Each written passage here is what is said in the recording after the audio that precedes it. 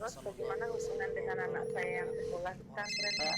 Ini mau nanya. Kita sudah bersuci atau berwudu. Terima kasih, Kemudian Bapak. bersuci kedua batal. Wudunya batal. Ya. Bismillah. Assalamualaikum warahmatullahi wabarakatuh. Alhamdulillah hamdan katsiran thayyiban mubarakan fihi kama yuhibbu rabbuna wa yarda. Barakallahu fikum. Alhamdulillah pemirsa Fatwa TV, kita dapat berjumpa kembali di sore hari ini. Hari pertama atau hari perdana digelar kembali program live interaktif di Fatwa TV. Dan yang mengawali di hari Senin, hari Isnin hari kedua ya. Dan hari Isnin ini hari kedua di Fatwa TV. Dan seperti biasa selalu Ustadz yang selalu standby, alhamdulillah barakallahu fikum, yaitu Al Ustadz Dr. Muhammad Arifin Badri. Beliau posisi di kota Jember, di kota yang beliau bertugas. Dan alhamdulillah insya Allah Ustadz juga sudah tergabung bersama kita nanti Intan Asapa. Tapi sebelumnya kami dari Fatwa TV, saya mewakili rekan kerja yang ada di studio mengucapkan selamat Hari Raya Idul Fitri. Ya semoga belum terlambat ya. Terus kemudian taqabbalallahu minna wa minkum. Ya semoga Allah menerima amal ibadah kita di bulan Ramadan yang baru saja kita lewati begitu ya. Dan pemirsa Fatwa TV, semoga Allah lancarkan nih koneksi kita dalam telepon interaktif jarak jauh ini bersama Ustadz Arifin Badri. Bagi mereka yang mau telepon ke nomor 021. Nah, nomor pertama ada dua nomor 021 212 32 333. 021 212 3233 tiganya ada 3 di belakang. Terus kemudian yang kedua nomor WhatsApp call. Nah, semoga ini lebih mudah, lebih murah dan semoga lebih lancar. Tinggal cari posisi sinyal yang lebih kuat. 0821. Nah, saya lupa nih sekarang. 0821 tuh tolong 7000 6087 kalau nggak salah itu. Udah lama nggak live, sebulan libur lupa. Maklum masih muda.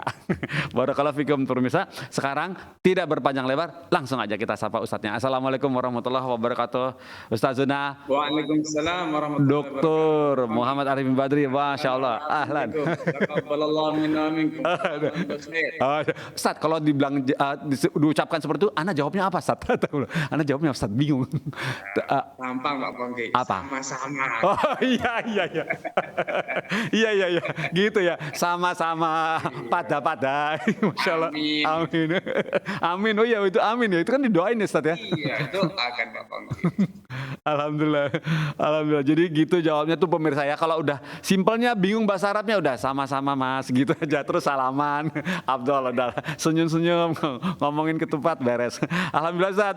Ini adalah live pertama kita setelah kita melewati bulan yang mulia kemarin. Sedih sekali kita, saya terutama saya dan teman-teman saya ingin sekali rasanya semoga Allah pertemukan kembali bulan Ramadan yang mulia itu ya. Masya Allah barakallahu fikum Ustaz. Dan kita ini live pertama antum membukanya di Fatwa TV live bekal muslim ya, bekal seorang muslim pada hari Senin. Alhamdulillah barakallahu fikum, semoga Allah berkahi dan semoga Allah lancarkan ini koneksi kita.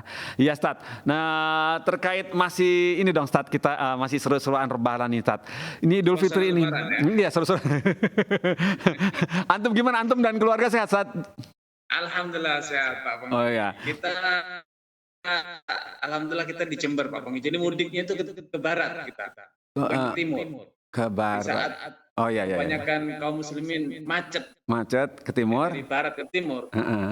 Anak dari timur ke barat. Ya itu jalur normal Ustaz ya. Matahari kan dari timur ke barat. Betul. Alhamdulillah. Tidak mengalami kemacetan gitu. Alhamdulillah masya Allah. Dan kemana Ustaz, dari Jember ke antum? Dari Jember ke Salatiga Pak Pongki. Oh ya, Semarang Salatiga Ustaz ya. Iya. Masya Allah, iya. Masya Allah, barakallahu fikum Ustaz. Itu berapa, boyongan berapa rombongan itu? Petruk gareng iring-iringan. kita bertujuh tuh, tim kita bertujuh Pak. Oh, tim bertujuh. Banyak juga ya antum. 5 berarti anggota personel keluarga ya, selain antum dan istri ya. Masya Allah, banyak juga. Iya. Betul. Alhamdulillah, barakallahu fikum. Iya, Ustaz, bicara mengenai mudik Ustaz. Antum menuju ke Salatiga, apakah ada keluarga yang dituakan di sana yang harus antum, orang tua bagaimana, bisa sedikit? Ya alhamdulillah Allah masih sisakan untuk anak ibu ya, untuk alhamdulillah, penting itu. orang tua yang memang Iya. harus kita kunjungi, silaturahim dengan orang tua. Iya. Dan momentum Lebaran itu adalah spesial bagi orang tua. Iya. Ketika anak-anaknya berkumpul itu adalah satu hal yang paling membahagiakan mereka, gitu, Iya. Pak Pongki. Betul, Ustaz. Apalagi setiap manusia, kita pun akan merasakan itu pada saatnya nanti, bahwa kebahagiaan terbesar orang tua adalah tatkala orang tua itu bisa menyediakan makanan, menu yang paling disukai oleh anak-anaknya. Iya, betul. Karena kebahagiaan itu Pak Pongki sebetulnya sederhana.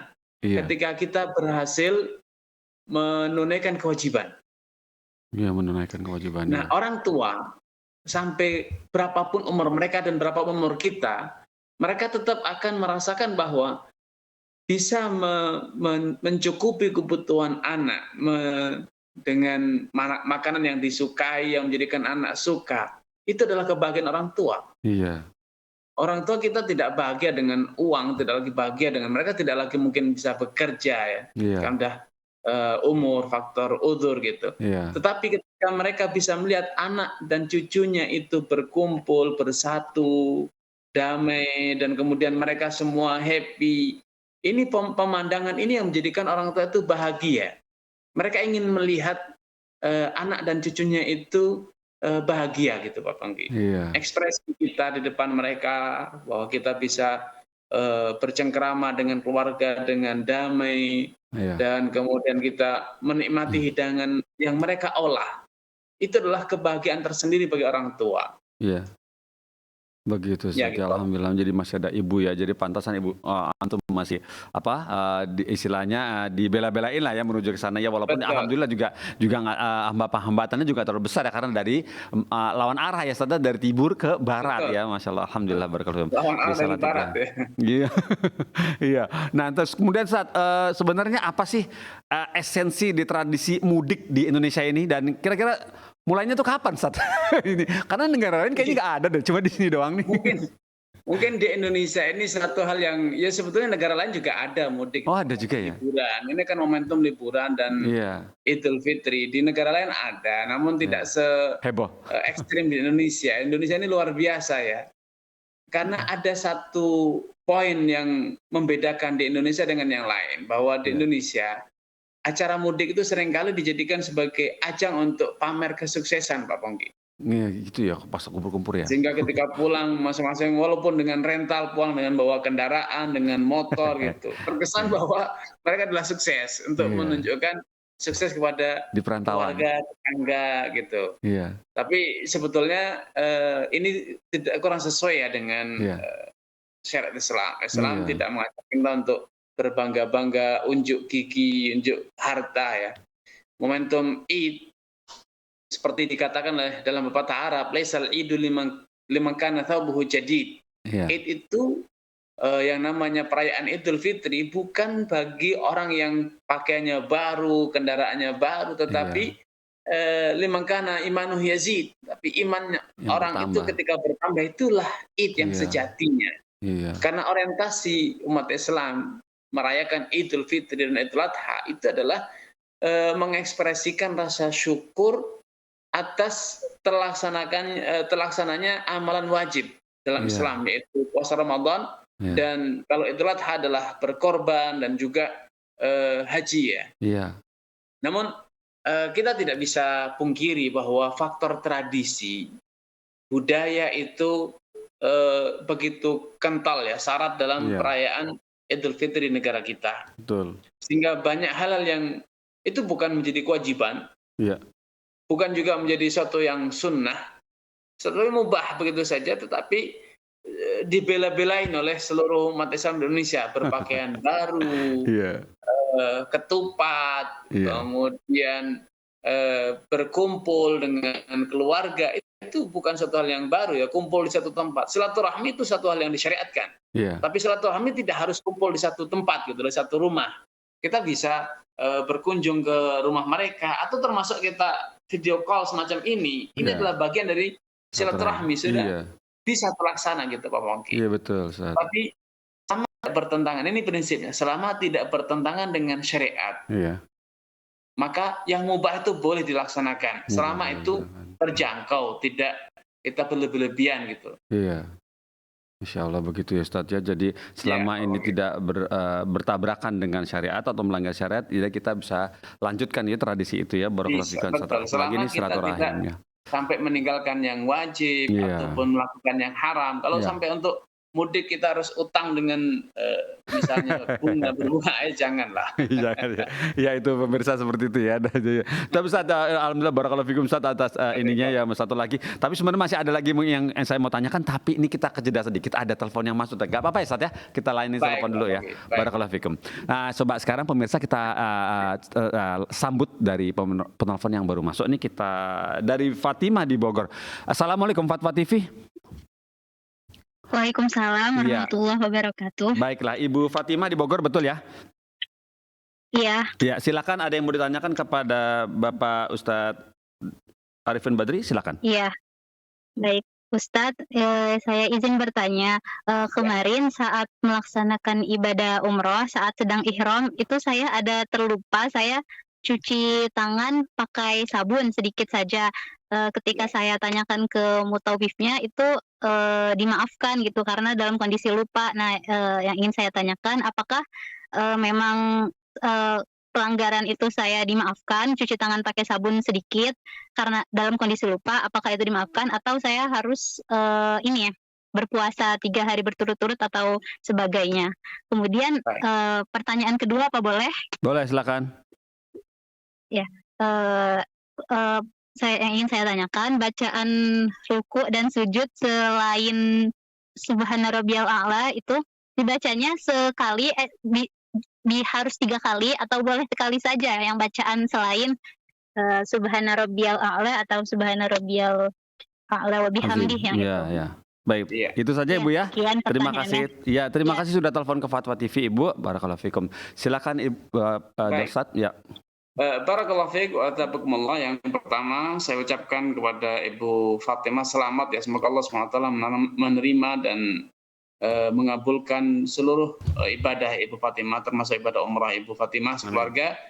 Yang kedua, Allah SWT telah berfirman, Rabbana la tu'akhirna in nasina aw akhtana. Ya Allah, janganlah Engkau siksa kami bila kami melakukan sesuatu itu dalam kondisi khata, tidak sengaja ya, ataupun karena kami lupa.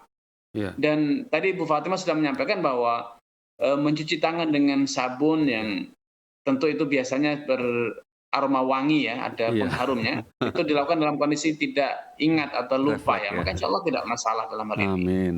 Apalagi di kalangan para ahli fikih kontemporer menggunakan sabun bagi yang berihram itu permasalahan yang diperselisihkan, apakah terlarang atau tidak, karena yang dilarang dalam fikih itu adalah menggunakan wewangian.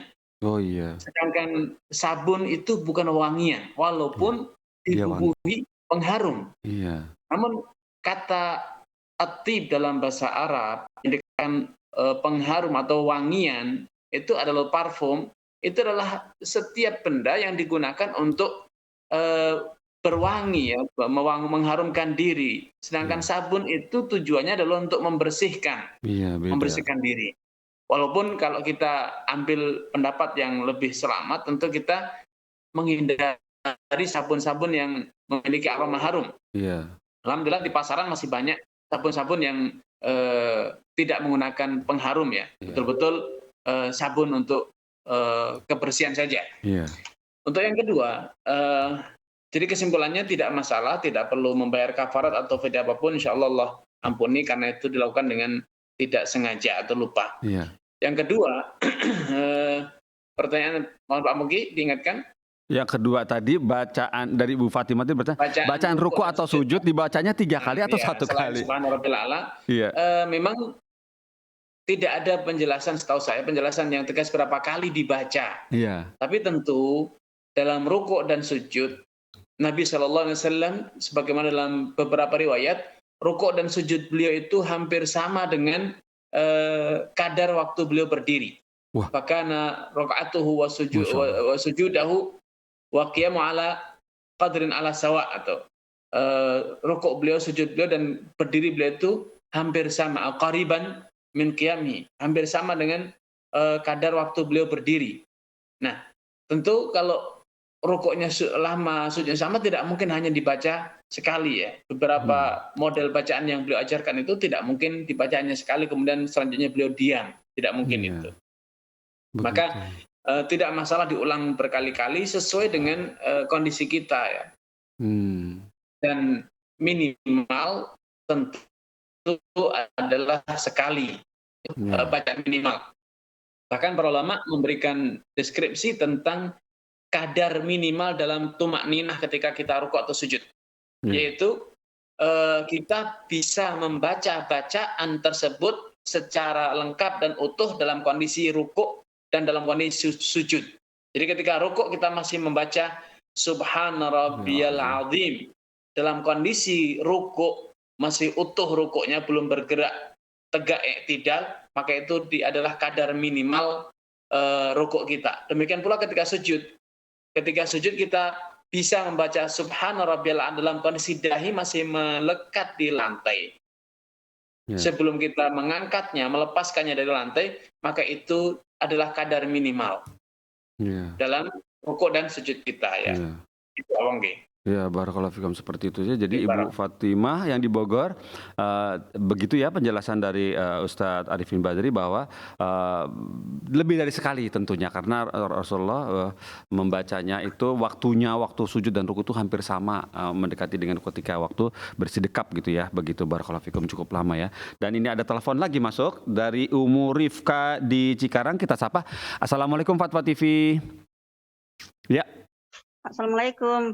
Waalaikumsalam warahmatullahi wabarakatuh. Umu Rifka di Cikarang, betul? Ya, Umu Rifka. Izin tanya Ustadz. Silakan Ibu disampaikan pertanyaannya. Saya kan termasuk di lingkungan saya itu termasuk paling tua gitu ya. Ya. Nah, teman-teman itu kan masih muda-muda gitu. Nah, saya tuh risihnya gini, kalau pas ketemu itu dia jabat tangan sambil cium tangan gitu Ustadz. Terus sama saya udah saya larang gitu ya, saya larang gitu, jangan gitu, nggak boleh, jangan begitulah gitu. Tapi dia menarik-narik tangan saya sambil memaksa sampai bisa gitu Ustadz. Terus yang kedua ini yang pertama ya. Yang itu kedua, pertama ya. Kedua. Masih susah menghindari berjabat tangan sama Ikhwan gitu. Lawan jenis. Ya. Iya, lawan jenis. Iya, yang bukan mahram gitu. Ya, itu saja dua, Bu. Sebenarnya masih sama jabat tangan ya, Bu ya? Itu aja. Ya, baiklah. Syukran Ustadz. Baik. Sama-sama. Terima kasih sudah telepon ke Fatwa TV, Ibu Umu Rifka. Ya, sini ada dua pertanyaan sama-sama tentang cium tangan dan sama-sama jabat tangan gitu Ustadz ya. Tentang itu ya. Barakallahu fiik. Tafadhol Ustadz. Ya. Baik, barakallahu fiik wa tabakumullah kepada Ibu Rifka ya. Semoga Allah SWT menambahkan taufik hidayah kepada Ibu, keluarga dan juga seluruh pemirsa dan penyimak dimanapun Anda berada. Ya. Untuk yang pertama, cium tangan ya. Mencium tangan orang yang lebih tua atau orang yang memiliki kedudukan spesial karena para ulama, orang soleh itu secara prinsip tidak masalah. Ya. Asalkan tidak diyakini bahwa itu adalah sesuatu yang wajib, suatu keharusan. Dan kemudian kedua, tidak dilakukan dengan cara yang berlebihan. Misalnya sampai seperti sujud, rukuk. Kadang sebagian orang itu dalam rangka mengekspresikan rasa hormat sampai cium kaki gitu Pak Pongki. Seperti orang sujud. Atau ketika orangnya sedang duduk, ya kita sampai memposisikan diri dengan lebih rendah, seperti berjalan jongkok kayak gitu. Itu lewat batas ya. Tapi ketika orang itu berdiri, sama-sama berdiri, beliau duduk, kita sama-sama duduk, gitu, maka insya Allah tidak masalah ya. Kita cium tangan dengan mengangkat tangannya ke atas sedikit gitu, kemudian kita cium itu tidak masalah. Walaupun kadang kita juga sedikit merunduk, itu insya Allah tidak masalah karena mencium tangan itu satu hal yang dilakukan oleh salaf ya. Misalnya dahulu Zaid bin Tsabit radhiyallahu anhu mencium tangan Abdullah bin Abbas ya. Dan itu suatu hal yang boleh-boleh saja, tidak masalah selama tadi tidak diiringi dengan keyakinan yang macam-macam ya tentang keberkahan lah, Nah, itu dia. atau dianggap sebagai kewajiban ya. Ngalap Tapi berkah.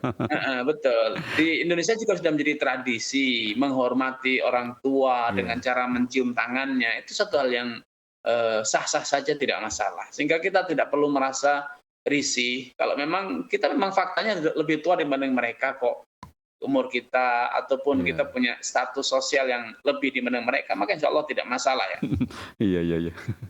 Yang kedua, yang berkaitan dengan berjabatan tangan dengan lawan Iya, jenis. susah Ini susah dihindari gitu katanya. sebetulnya tidak susah Pak Pongki. Gitu ya. Faktor sungkan saja. Gitu. Nah, iya, Ustaz, karena Faktor sungkan. kebiasaan. Jadi kadang sungkan itu dianggap sebagai satu yang berat, susah. Kenapa? Faktor perasaan. Iya, pakai Sebetulnya perasaan. ketika kita bersikap tegas, tidak menerima jabatan tangan dengan menyilangkan tangan di dada atau dengan cara yang sejenis, Iya. kita sudah punya tradisi seperti itu kok, menolak dengan cara yang halus. Insya Allah masyarakat bisa menerima itu. Iya. Kadang memang kita takut untuk digunjing. Iya. Kata orang ini kok berubah sekarang, tidak berjabatan tangan, itu kan faktor perasaan saja. Kita bisa menjelaskan bahwa iya betul. Kita bisa jelaskan bahwa ini tidak boleh, ini bukan mahram, ini bukan hal yang asing kok di masyarakat kita. Sudah banyak di berbagai momentum, baik figur publik atau selain mereka, ulama, para kiai yang menunjukkan sikap tersebut, tidak mau berjabatan tangan dengan lawan jenis. Iya. Iya. Nah ini faktor kita sebetulnya kelemahan kita, bukan faktor susah atau mudah. Itu mudah sekali. Iya. Kita tidak dipaksa kok. Kecuali kalau tangan kita dipegang kemudian tiba-tiba disalamin, itu satu yang tidak bisa dihindari. Tapi ketika dia menjulurkan tangan dan kita tunjukkan tangan, sikap tangan mensilang di dada atau seperti itu, mereka biasanya sudah bisa menerima bahwa kita tidak mau berjabatan tangan tanpa menunjukkan sikap ekstrim atau menunjukkan sikap permusuhan. Kadang yang jadi masalah, kita tidak mau berjabat tangan, namun muka kita pun tidak simpatik dengan sikap yang kaku, dengan kata-kata yang tidak simpatik, Kurang halus ya. Kurang halus. Itu yang perlu dilakukan. Kita harus belajar bahwa perubahan ini tidak kemudian menjadikan ada gap antara kita dengan mereka sebagai tetangga, sebagai sahabat, sebagai teman, sebagai kerabat misalnya gitu. Kita tetap ramah, kita tetap santun, kita tetap dermawan, ringan tangan membantu mereka. Insya Allah mereka bisa menerima itu. Apalagi kita bisa menjelaskan dengan cara-cara yang elegan gitu. Iya betul. Jadi sambil kita bukan mahram loh, gitu ya Ustaz. Gitu ya Ustaz. Iya betul. Saya sudah balik gitu. Iya. Kalau saya awas cincin saya nanti diambil. Jangan gitu Ustaz. Salaman cincin hilang. Repot. Dan ini sudah ada penelpon, bercanda pemirsa. Kemudian ini ada penelpon baru lagi, kita sapa lagi. Assalamualaikum Fatwa TV. Assalamualaikum Fatwa TV. Waalaikumsalam warahmatullahi wabarakatuh. Iya, dari Umu Fakri di Riau, betul bukan? Iya Ustaz. Iya, silakan Ibu disampaikan pertanyaannya kepada Ustadz Arifin Badri. Baik. Assalamualaikum ya Ustaz, barakallahu fiik. Waalaikumsalam fiik barak. Ustaz, mushaf yang ini terjadi pada bulan Ramadan kemarin ya Ustaz. Ketika mushaf kita taruh di lantai begitu Ustaz, tapi insya Allah di dalam tas ya Ustaz. Dan kita berada di saf yang nomor 3 atau nomor 2. Kalau ketika kita di depan, kita bisa menaruh mushafnya di raknya begitu Ustaz. Yeah. Ketika kita berada di barisan nomor 4 atau nomor 5, terlalu jauh untuk ke depan ataupun terlalu jauh untuk ke belakang. Apakah itu boleh Ustaz? Insya Allah mushafnya kita taruh di dalam tas, tapi cuma hati anak sedikit kan soalnya kalau nanti ketika yang di depan sujud, pas di belakang bokongnya atau kakinya orang yang di depan kita, bagaimana itu statusnya Ustaz? Baik. Itu saja Ibu, itu saja. Ya Ustaz, jazakallahu khair, barakallahu fiik. Fiik barakallah. Terima kasih sudah telepon ke Fatwa TV. Tafadhal Ustaz. Baik, barakallahu fiik kepada Ummu Fakri ya. Semoga Allah Subhanahu wa taala menambahkan taufik hidayah kepada Ummu Fakri, keluarga dan juga seluruh pemirsa dan penyimak dimanapun berada. Pertama memang kita sepakat bahwa kita berkewajiban untuk memuliakan Al-Quran. Yeah. Memuliakan bukan hanya sekedar mengamalkan, membacanya, tapi juga secara fisiknya. Al-Quran harus dimuliakan, diletakkan, bahkan para ulama telah menjelaskan kalau kita punya tumpukan kitab, maka jangan sampai Al-Quran berada di tumpukan yang bawah, tetapi Al-Quran diletakkan di tumpukan yang paling atas karena secara fisik ataupun kandungan makna bacaan Al-Quran itu dimuliakan. Ya. Karena Allah Subhanahu wa taala telah memberikan satu kaidah umum, dzalika wa may yu'azzim sya'airallah fa innaha min taqwal qulub. Ya. Itu barang siapa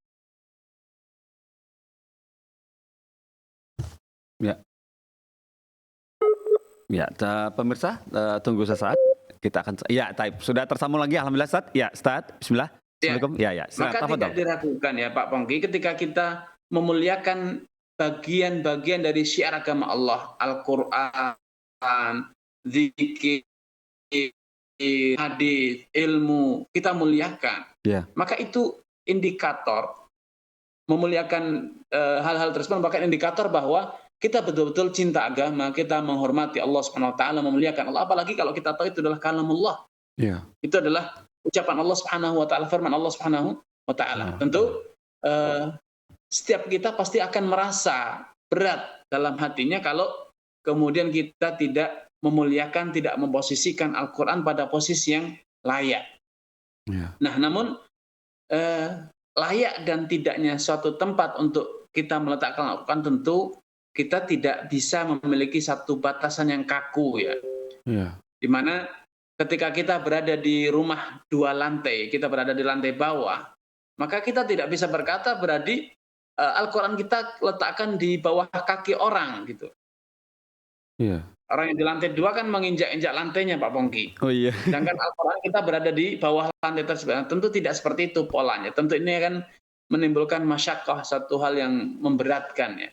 Dan Islam tidak seperti itu. Inna dina yusrun, agama itu mudah. Bukan berarti kita juga boleh dengan gegabah meletakkan dimanapun semau kita. Tentu tidak. Kita harus carikan tempat yang paling layak. Nah, ketika kita sudah letakkan Al-Quran seperti disampaikan Om Fakhri di dalam tas kita, dimasukkan, kemudian diletakkan di depan kita sholat ya, bukan di belakang kaki orang, tapi betul-betul di tengah shaf. Sehingga ketika kita sujud, posisi tas itu berada di bawah dada kita, maka insya Allah itu tidak masalah. Insya Allah tidak masalah. Karena tidak ada niatan untuk merendahkannya, bahkan kita sudah berusaha menyimpannya dengan rapi di tempat yang suci gitu. Dan itu mungkin satu-satunya tempat yang paling memungkinkan seperti tadi disampaikan oleh Fakhri untuk kita menyimpan mushaf kita gitu. Karena kita maju itu jauh, mundur juga jauh gitu. Barakallahu fikum, seperti itu ya solusi dari antum kepada Ibu Ummu Fakhri ya, begitu ya. Dan ini sudah ada telepon masuk, betul ya teman-teman? Coba kita sapa lagi dari hamba Allah di Jakarta. Assalamualaikum Fatwa TV. Ya. Waalaikumsalam. Ya, suaranya kurang keras sedikit Bapak. Ya. Coba lebih lantang lagi Bapak. Assalamualaikum warahmatullahi wabarakatuh. Waalaikumsalam warahmatullahi wabarakatuh. Suaranya kecil sekali. Silakan disampaikan pertanyaannya. Iya, Ana memiliki seorang adik akhwat. Saat ini adik Ana dipinang dan keluarga sudah menerima pinangan tersebut. Namun sampai saat ini belum sampai ke tahap pernikahan. Namun setelah kita menerima pinangan orang tersebut, ternyata orang ini saat ini bekerja di luar negeri dan mendapat green card. Namun ketika mendapatkan green card, dia itu kawin kontrak dengan kesepakatan. Setelah mendapatkan green card, orang ini menceraikan wanita tersebut. Yang mau Ana tanyakan, nafkah yang akan diberikan nantinya kepada adik Ana apabila lanjut ke tahap pernikahan, apakah halal atau tidak, baik nafkah maupun benefit-benefit ketika atas status orang ini, status keluarga negara orang ini. Itu aja. Sebentar, jangan ditutup dulu Bapak. Sebentar, jangan ditutup dulu Bapak ya. Bagaimana Ustaz Arifin di Bu Sonito dengan jelas Ustaz, Pak? Tadi ada sedikit yang kurang jelas Pak Pongki di poin untuk mendapatkan green card itu dia harus menikah dengan orang lain dulu gitu. Dia menikah kontrak dengan warga negara setempat untuk mendapatkan green card itu. Oke. Ya. Sudah jelas ya Ustaz ya? Jelas ya, bisa ya. Terima kasih Bapak hamba Allah di Jakarta. Semoga Allah mudahkan urusannya. Terus tafadhol Ustaz. Baik, barakallahu fiik Pak Pongki ya. Wassalamualaikum, semoga Allah Subhanahu wa taala menampakkan taufik kepada penanya, keluarga dan juga seluruh pemirsa dan penyimak dimanapun Anda berada. Amin. Allah Subhanahu wa taala menanamkan kepada kita, mengajarkan, memerintahkan kepada kita untuk berakhlak yang mulia. Ya. Dan di antara salah satu akhlak yang mulia adalah kejujuran. Alaikum bisidqi, kata Nabi SAW. Hendaknya kalian senantiasa menetapi kejujuran. Fa inna sidqa yahdi ilal bir. Kejujuran itu akan membimbing kamu menuju kepada kebajikan. Wa innal birra yahdi ilal jannah. Kebajikan itu akan menuntunmu menuju ke surga. Sebaliknya, wa iyyakum wal kadhib. Waspada oleh kalian perilaku dusta. Karena berdusta itu akan selangkah demi selangkah menjerumuskan kita dalam perbuatan kefasikan, kefajiran, kejahatan. Wa innal fujur yahdi ilan nar, dan kefajiran itu, kejahatan itu akan menjerumuskan kita dalam api neraka. Nah, jujur itu berlaku dalam semua urusan.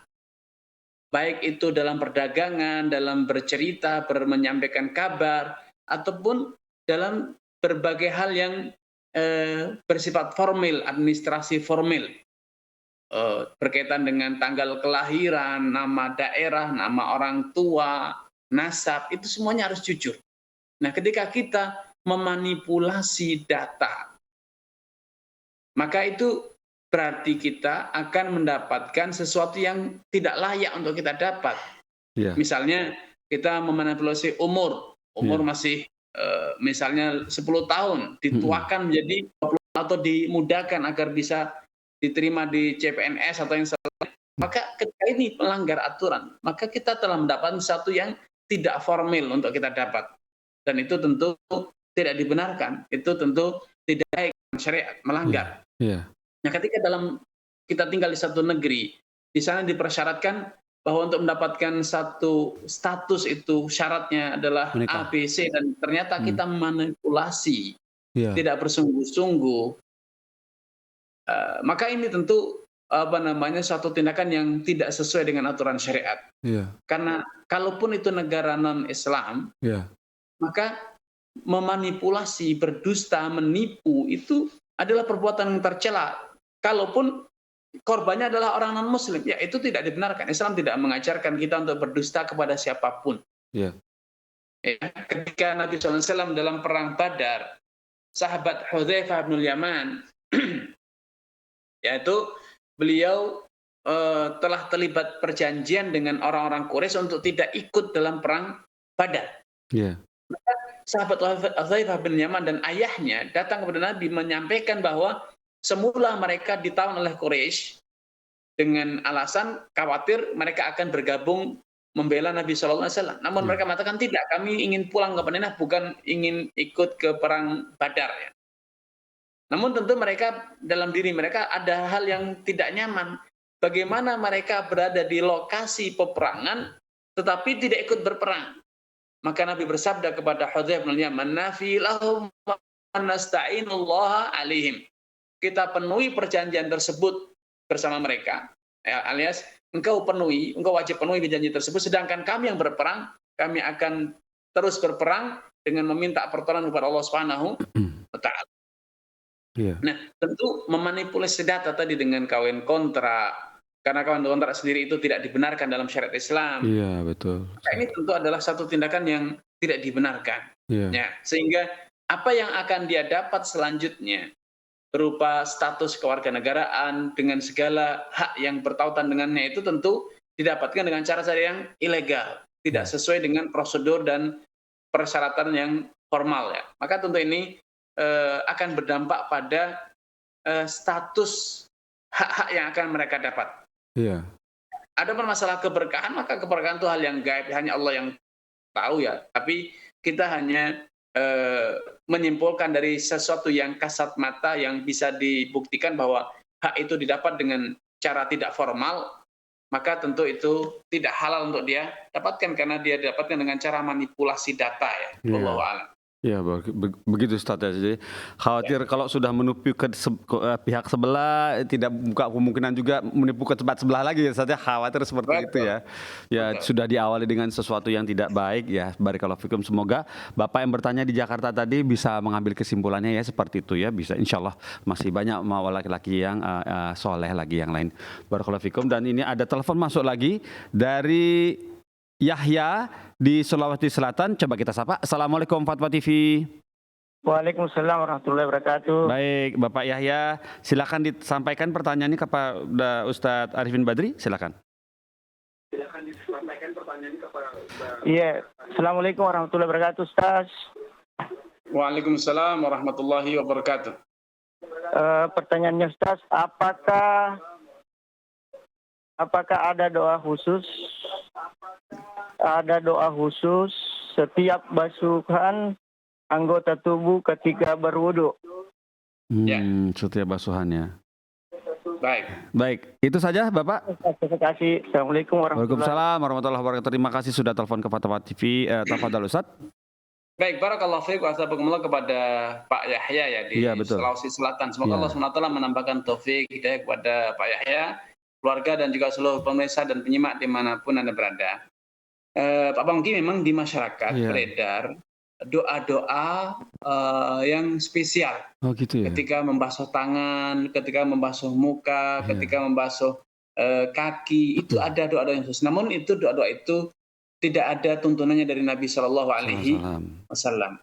Itu hanya dinukilkan dari sebagian orang ya. Namun dasar dari Nabi tidak ada. Yang ada dari Nabi adalah ketika kita awal hendak berwudu kita membaca basmalah, dan kemudian selesai berwudu kita membaca doa yang sudah diajarkan oleh Allah, maj'alni minat tawabina waj'alni minal mutatahhirin. Allah, jadikanlah aku termasuk orang yang senantiasa bertaubat dari setiap dosa, membersihkan diri dari noda-noda maknawi yaitu dosa, dan jadikanlah aku senantiasa orang yang bersuci, mutatahhirin, bersuci secara lahir ataupun secara batin. Nah, ini yang ada tuntunannya dari Nabi Shallallahu Alaihi Wasallam. Adapun doa di setiap kali membasuh tangan, membasuh muka, maka ini tidak ada tuntunannya dari Nabi Shallallahu Alaihi Wasallam. Sedangkan kita dalam prinsip beribadah, ibadah itu dasarnya yang pertama adalah harus ikhlas karena Allah Subhanahu Wa Taala. Yang kedua adalah sesuai dengan tuntunan Nabi Shallallahu Alaihi Wasallam. Beliau bersabda, "Man amila amalan laisa alaihi amruna fahuwa raddun." Siapapun yang mengamalkan satu amaliyah ibadah yang tidak ada tuntunannya, mengamalkan satu amaliyah yang tidak sesuai dengan tuntunan Nabi Shallallahu Alaihi Wasallam, maka amaliyah tersebut tertolak. Seperti halnya orang menikah dengan cara-cara yang tidak sesuai dengan tuntunan Nabi, maka pernikahannya tidak sah. Orang berniaga tidak sesuai dengan tuntunan Nabi, ya, tidak didasarkan dengan atas suka sama suka, barang yang diperjualbelikan tidak jelas statusnya, kriterianya, maka ini pernikahan yang terlarang dalam Islam. Demikian pula dalam ibadah praktis. Dalam ibadah praktis, amaliyah ibadah kita harus sesuai dengan apa yang dicontohkan oleh Nabi Shallallahu Alaihi Wasallam. Allah Taala. Masya Allah, barakallahu fikum Ustaz, seperti itu ya Ustaz dari Bapak. Semoga Bapak Yahya di Sulawesi Selatan bisa paham ya Pak ya, bahwa nggak ada tuh di setiap basuhan ada bacaan lagi, nggak ada, cukup basmalah di awal dan doa setelah wudhu di akhir. Dan ini sudah ada masuk telepon lagi dari hamba Allah di Bandung, coba kita sapa. Assalamualaikum Fatwa TV. Ya. Waalaikumsalam warahmatullahi wabarakatuh. Ya, silakan Bapak disampaikan pertanyaannya. Assalamualaikum warahmatullahi wabarakatuh Ustaz. Semoga Ustaz semoga Allah selalu memberkahi dan menjaga Ustaz dan keluarga juga. Amin. Silakan Bapak. Izin bertanya Ustaz, saya seorang desainer Ustaz. Ya, saya bekerja hybrid. Kadang masuk kantor, kadang enggak gitu. Nah, ternyata kemarin saya dapat informasi bahwa gedung kantor saya itu ternyata salah Ustaz. Jadi singkatnya mereka menyewa kantor tersebut ke pemilik tanah gitu. Nah, ternyata bangunannya itu bukan yang punya pemilik tanah gitu. Jadi bangunannya itu orang lain yang punya. Dikarenakan dulu itu ada orang yang membangun sembarangan di situ, Ustaz. Nah, sekarang ketahuan gitu. Jadi pihak kantor itu sekarang menyewanya ke pemilik tanah gitu, bukan pemilik rumah. Nah, yang jadi pertanyaan saya, ini apakah saya yang bekerja di sana gitu, bahkan saya mengerjakan proyek lain gitu di sana tuh di kantor dengan izin atasan tentu saja, Ustaz. Nah, tetapi saya mau memakai fasilitas di sana, kantor di sana gitu, pakai wifi di sana. Nah, itu apakah mempengaruhi ke gaji saya, Ustaz gitu? Ya, syukur. Bisa kamu baik. Terima kasih sudah telepon ke Fatwa TV, Bapak. Barakallahu fiik wa tabakumullah. Semoga Allah SWT menampakkan taufik hidayah kepada penanya, keluarga dan juga seluruh pemirsa dimanapun Anda berada. Amin. Karena kasusnya seperti ini digambarkan ya. Ada orang yang membangun di tanah orang lain yang tidak jelas pemilikannya, dan terbukti itu bukan tanahnya, maka kemudian bangunan itu disita oleh pemilik tanah dan seterusnya, dikuasai dalam hal ini. Namun, apakah proses penguasaan bangunan oleh pemilik tanah itu melalui prosedur mungkin ganti rugi atau yang lainnya? Kita tidak tahu ya, karena tidak disebutkan dalam perintah tadi. Maka secara hukum asal, maka ini sah-sah saja. Apalagi antum di sini bukan pihak yang penyewa ya. Antum hanya karyawan di perusahaan tersebut. Ya, bekerja. Sehingga kalaupun itu ada bermasalah secara hukum, maka itu permasalahan antara pemilik tanah dengan pemilik gedung. Ya, sedangkan Anda sebagai karyawan, Anda tidak ada hubungan kontrak dengan pemilik gedung dan juga pemilik tanah tersebut. Yeah. Anda dibayar sesuai dengan kontrak kerja antara Anda dengan perusahaan Anda. Maka insya Allah tidak berdampak kepada Anda ya. Ini tidak bergandeng seret dengan apa yang Anda lakukan. Anda tetap legal bekerja dan Anda halal mendapatkan insentif dari pekerjaan Anda tersebut selama Anda bekerja dengan cara-cara yang profesional, dengan cara yang amanah, dan sesuai dengan kontrak kerja yang Anda telah sepakati. Wallahu a'lam. Masya Allah, barakallahu fikum. Nah, semoga yang bertanya bisa paham ya. Jadi nggak ada sangkut pautnya antara Anda dengan konflik antara penyewa dan yang menyewa untuk tanah kantor tersebut. Dan ini sudah masuk telepon lagi dari hamba Allah di Tangerang. Coba kita sapa. Assalamualaikum Fatwa TV. Ya. Waalaikumsalam warahmatullahi wabarakatuh. Ya, silakan Bapak disampaikan pertanyaannya. Assalamualaikum Ustaz. Waalaikumsalam warahmatullahi wabarakatuh. Silakan Bapak. Ya Ustaz, saya kan ada rumah di kampung Ustaz. Kemudian saya sudah setahun lebih ini tidak pulang ke kampung, terus jadi kosong. Apakah itu dikenakan zakat? Untuk diketahui bahwa rumah itu memang pernah dipakai untuk wanimahan gitu. Terus kemudian juga ada warung dipakai untuk oleh adik saudara saya gitu. Apakah itu dikenakan zakatnya karena rumah itu kosong tidak dihuni selama setahun lebih karena tidak pulang Ustaz? Ya. Baik Bapak. Itu saja pertanyaannya. Terima kasih sudah telepon Fatwa TV. Iya. Waalaikum. Ya, Sarafadol Ustaz. Baik. Barakallahu fiik wa tabakumullah kepada penanya di Tangerang ya. Semoga Allah SWT menambahkan taufik hidayah kepada Bapak, keluarga dan juga seluruh pemirsa dan penyimak dimanapun Anda berada. Amin. Harta zakat itu sudah ditentukan dalam syariat Islam. Tidak semua harta wajib dizakati. Yang wajib dizakati itu adalah emas, perak. Kemudian atau yang sefungsi dengannya itu mata uang yang ada pada zaman sekarang. Yang kedua adalah hasil pertanian dan itu pun hanya berlaku pada pertanian yang merupakan makanan pokok, gandum, kurma, beras, padi, dan yang sejenis. Adapun tanaman-tanaman yang bukan merupakan makanan pokok, buah-buahan, ada jeruk, ada kopi, ada cengkeh, ada karet, ada salak dan sejenis, maka ini tidak wajib dizakati. Jadi yang wajib dizakati pertama adalah dari biji-bijian yang merupakan makanan pokok ya, yang digunakan oleh makanan pokok oleh masyarakat. Yang ketiga hewan ternak, dan itu hanya berlaku pada onta, sapi atau yang sejenis, yaitu kerbau dan kambing. Selebihnya ada unggas atau burung dan sejenisnya, ini tidak wajib dizakati, termasuk kuda tidak wajib dizakati. Dan yang terakhir, yang keempat adalah harta perdagangan, apapun bentuknya, selama itu diperdagangkan, diputar, dibeli, dijual kembali, maka wajib dizakati dengan cara dikonversi dalam bentuk nilainya. Iya. Baik itu uang dan stok barang masih ada dikonversi dalam nilai, kemudian totalnya dikalikan 2,5%. Hasilnya itulah zakat yang harus dikeluarkan. Adapun barang-barang yang digunakan untuk kepentingan personal, baik itu tanah ataupun rumah, gedung, maka itu tidak wajib dizakati kecuali bila aset-aset tersebut disewakan dan dari hasil sewanya terkumpul uang 1 nisab. Maka kalau itu wajib dizakati bila berlalu 1 haul alias mengendap selama 1 tahun. Di akhir tahun maka wajib dizakati 2,5%-nya. Nah, namun kalau tadi disampaikan bahwa rumah itu adalah semula adalah rumah hunian dan tidak lagi disewakan atau digunakan oleh saudara tanpa sewa, maka ya tidak wajib dizakati. Begitu Ustaz ya, jadi nggak repot-repot ya, jadi yang penting nggak disewain ya Pak saya, nggak jadi duit. Ya kalaupun jadi duit dan ternyata uangnya habis, maka tidak wajib dizakati, Pak. Dan juga nggak nyampe nisabnya ya Ustaz ya, 85 tuh. Barakallahu fikum. Seperti itu ya Bapak yang bertanya, semoga bisa paham ya yang di Tangerang. Dan sini sudah masuk lagi, Masya Allah deras nih, dari hamba Allah di Lampung, kita sapa. Assalamualaikum Fatwa TV. Waalaikumsalam warahmatullahi Ya Ibu. wabarakatuh. Ya Waalaikumsalam. Terima kasih sudah telepon ke Fatwa TV. Ada yang bertanyakan silakan disampaikan.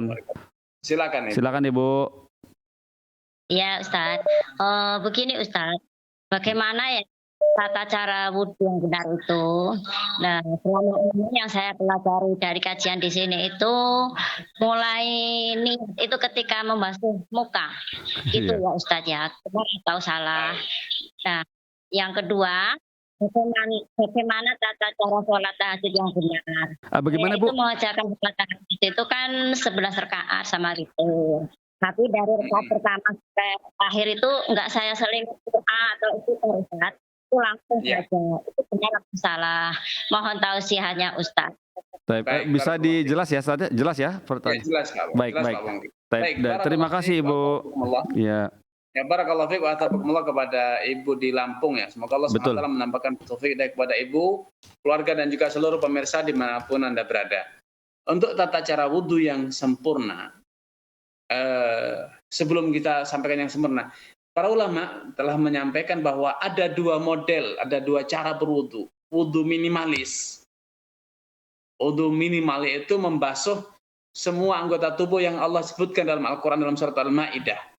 Membasuh muka dari batas rambut yang paling atas sampai ke dagu, kemudian dari batas telinga sampai batas telinga selanjutnya. Kalau ini sudah terbasuh, maka sudah membasuh muka, dan kemudian membasuh tangan ujung jari sampai siku, dan kemudian mengusap kepala dan membasuh kaki sampai mata kaki. Ini wudhu minimalis. Kalau ini sudah terbasuh, ya maka sah wudhu kita. Amin. Namun kalau ingin berwudu yang sempurna, maka tunaikan semua amalan yang dicontohkan Nabi. Diawali dengan membasuh kedua tangan kita sebanyak 3 kali, kemudian berkumur-kumur, ya, diawali dengan membaca basmalah terlebih dahulu, membaca basmalah sebelum berwudu, kemudian membasuh tangan sebanyak 3 kali, kemudian kita bersiwak, ya, bergosok gigi, kemudian kita berkumur-kumur, dan selanjutnya membasuh muka sebanyak 3 kali, kedua tangan sebanyak 3 kali, mengusap kepala sekali, dan membasuh kaki sebanyak 3 kali. Nah ini adalah cara yang sempurna. Di selesai berwudu kita membaca Allahumma ja'alni minat tawabin wa ja'alni minal mutatahhirin. Dan akan lebih sempurna lagi bila setelah berwudu kita menunaikan sholat sunnah tuhur, yaitu sholat sunnah 2 rakaat setelah kali berwudu. Ini akan lebih sempurna. Nah, adapun tadi pertanyaan yang kedua Pak Pongki ya. Tadi tolong ingatkan Pak Pongki. Iya. Jadi pertanyaan itu mengenai yang 11 rakaat itu kayak seperti tarawih saat. Iya, sholat tahajud. Baik Pak Pongki. Sholat tahajud itu ya, waktu sholat tahajud diawali dari selesainya kita menunaikan sholat isya. Jadi kapanpun kita selesai menunaikan sholat isya, maka sejak itu kita mulai dibolehkan sholat tahajud sampai terbitnya fajar. Itu sebagai penanda terbit masuknya waktu sholat subuh. Dan kemudian adapun sholat jumlah rakaatnya, maka paling utama adalah kita seperti Nabi SAW sholat 11 rakaat, 2 rakaat, 2 rakaat, 2 rakaat, 2 rakaat, kemudian witir dengan 3 rakaat ataupun dengan 1 rakaat. Itu adalah yang dahulu dipraktekkan Nabi Shallallahu Alaihi Wasallam. Namun seperti tadi disampaikan, memang tidak ada bacaan khusus antara jeda rakaat salam pertama ke rakaat ketiga atau rakaat pada salat kedua, ketiga, keempat. Memang tidak ada doa ataupun zikir-zikir khusus ya, sebagaimana yang sering didengar di masyarakat. Ada bacaan-bacaan ini tidak ada tuntunnya dari Nabi Shallallahu Alaihi Wasallam. Ya. Sholat memang ya sholat saja, sholat 2 rakaat, salam, kemudian bangkit lagi, sholat lagi 2 rakaat, kalau lelah ya istirahat, kalau ngantuk ya tidur dulu, kemudian nanti bangun lagi, kemudian sholat. Yang penting kita upayakan agar rangkaian sholat kita yang terakhir itu diakhiri dengan sholat witir, yaitu sholat ganjil, baik 1 rakaat ataupun dengan 3 rakaat atau 5 rakaat. Nah ini itu semuanya pernah dipraktekkan oleh Nabi Shallallahu Alaihi Wasallam. Adapun waktu yang paling utama untuk qiyamul lail, untuk sholat malam, itu adalah sepertiga akhir malam. Jadi kira-kira di atas pukul 12 gitu Pak Pongki, atau pukul 1 malam ya, kira-kira itu sampai terbit fajar, itu adalah waktu yang paling utama untuk sholat malam. Nah, kemudian apa bacaannya? Tidak ada bacaan khusus ya, semampu kita, sebisa kita. Kalau memang bisanya sholat-sholat pendek, ya sholat-sholat pendek.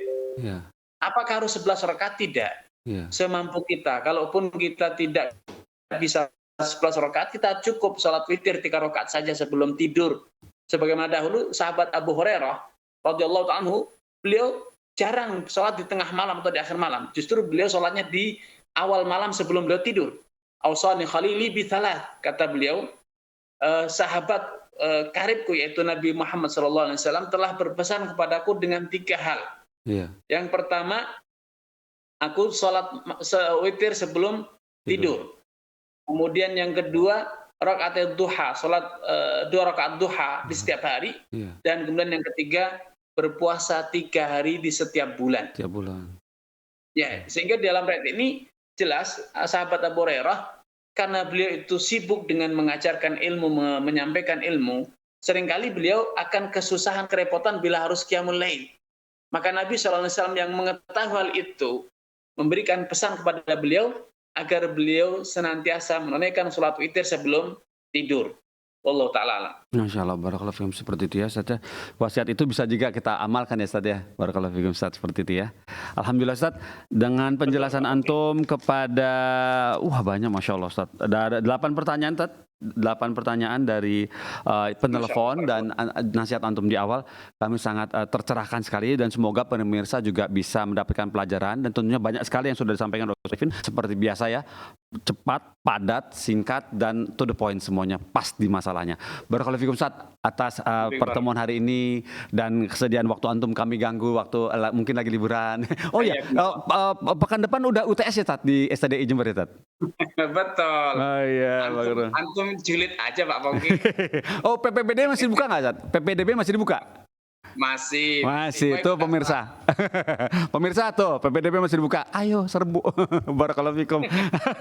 Nah, Ustaz, sepertinya bisa kita sudahi dulu Ustaz. Barakallahu fikum Ustaz atas waktu dan ilmu antum yang sudah kami. Barakallahu. Alhamdulillah. Boleh saya tutup acaranya? Silakan Pak Bang. Ya, pemirsa Fatwa TV, nah sudah selesai acara kita sore hari ini. Semoga Allah mempertemukan kita lagi di pekan depan, acara yang sama, ustadz yang sama, jam yang sama, insya Allah ya. Kita tutup dengan kafaratul majelis. Subhanakallahumma wa bihamdik, asyhadu an la ilaha illa anta, astaghfiruka wa atubu ilaika. Wassalamualaikum warahmatullahi wabarakatuh.